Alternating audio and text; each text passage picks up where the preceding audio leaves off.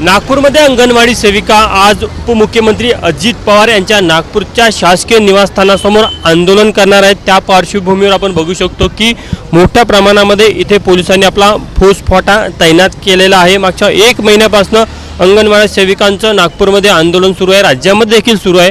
मात्र ज्या प्रकारे त्यांच्या ज्या मागण्या आहेत त्याला सरकार पाहिजे त्या पद्धतीने प्रतिसाद देत नाही, त्यामुळे मागच्या 2-3 दिवसांपासून नागपूरमध्ये अंगणवाडी सेविका आक्रमक झालेल्या आहे। 2 दिवस आधी त्यांनी नागपूरचा व्हेरायटी चौक देखील रोखलेला होता। आज त्यांनी अजित पवार यांच्या घरासमोर आंदोलन करण्याचा निर्णय घेतला, त्यामुळे कुठेतरी आतमध्ये प्रवेश करू नये किंवा कोणताही गोंधळ घालू नये या पार्श्वभूमीवर आपल्याला हा सुरक्षा बंदोबस्त पाहायला मिळत आहे।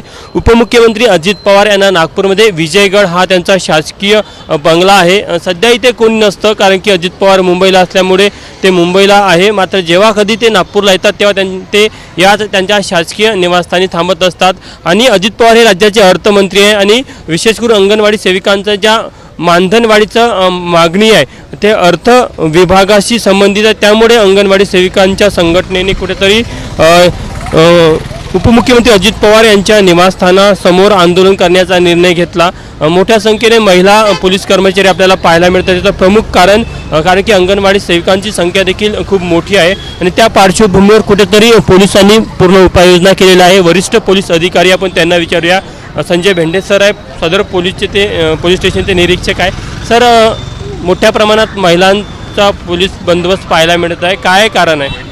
अंगणवाडी सेविकांचं धरणे आंदोलन या ठिकाणी होणार आहे, त्याच्या अनुषंगाने आम्ही हा बंदोबस्त लावलेला आहे। अंगणवाडी सेविकाचे जे नेते आहेत श्याम काळे, ते एक निवेदन माननीय अजितदादा यांच्या OSDंना ते देणार आहेत, तर त्याच्या अनुषंगानेच हा बंदोबस्त लावण्यात आलेला आहे। मागच्या 1 महिन्यापासून त्यांचं आंदोलन सुरू आहे। व्हेरायटी टॉकीज चौकामध्ये देखील त्यांनी आक्रमक स्वरूप घेतलेलं होतं। काय वाटतं, ते आतमध्ये शिरण्याचा प्रयत्न होऊ शकतो का त्यांच्याकडून? नाही, तसं तर काय करतील असं वाटत नाही, तरीसुद्धा आम्ही प्रिकॉशन म्हणून सगळा बंदोबस्त लावलेला आहे। किती कर्मचारी आणि अधिकारी तैनात करण्यात आले ते? 100 महिला आणि 100 पुरुष आणि एक 15 अधिकारी असा बंदोबस्त लावलेला आहे। आपण बघू शकतो की साधारण 200 पोलीस कर्मचारी आणि 15 अधिकारी इतका मोठा पोलीस फौजफाटा नागपूरच्या अजित पवार यांच्या शासकीय निवासस्थानासमोर ठेवण्यात आलेला आहे। त्याचं प्रमुख कारण अंगणवाडी सेविका इथे आज आंदोलन करणार आहे। खरं तर हे आंदोलन त्यांचं नेहमी शांततेमध्ये राहते, मात्र आज नेमकं काय करणार याची शंका देखील पोलिसांना आहे, त्यामुळे उपाययोजना म्हणून इतक्या मोठ्या प्रमाणामध्ये इथे पोलिसांचा फौजफाटा लावण्यात आला आहे। कॅमेरामॅन व्यंकटेश नायडूसह तुषार कोहडे, ABP माझा, नागपूर।